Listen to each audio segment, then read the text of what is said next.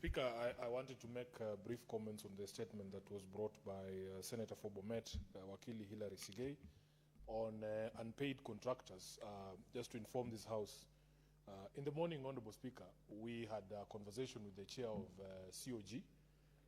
The chair of COG is the governor of Wajir, and some of the problems that we were discussing are captured in the conversation that has been initiated by Senator Sigei.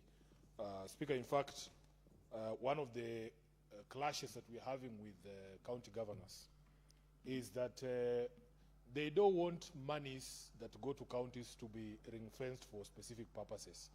But the frustration that is on the ground, and I'm sure colleague senators will agree, is that whenever we lump the county money in the equitable share, most of the times the governors do what they want with that money. The governor of Mombasa appeared before us and told us that the reason why the county governments don't want to employ the UHC workers who are outside our gate just now on permanent and pensionable is because they wanted the money that was disbursed under the County Government Additional Allocations Act to be put in the, what is it called, the equitable share.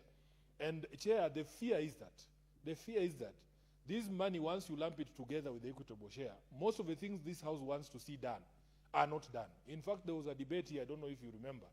We wish, as a Senate, we would ring-fence money for payment of contractors. Because this issue of pending bills has gone on for too long. People come to our offices, Honorable Chair, with all sorts of complaints and so on and so forth.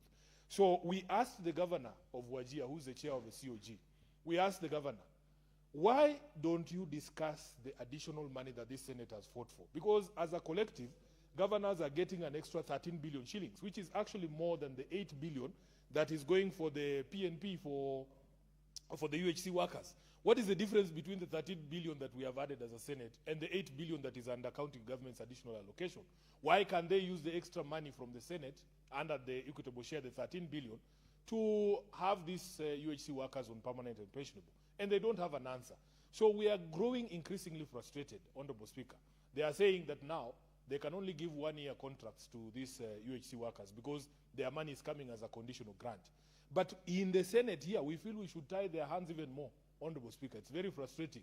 To the point where we feel, even here in Nairobi, we should have money set aside and ring-fenced for collection of garbage so that we can see these things happening, for roads and so on and so forth. We don't want to micromanage the counties, but it is grown out of this frustration that we have, Honorable Speaker, that people have gone so long without being paid for work that they delivered.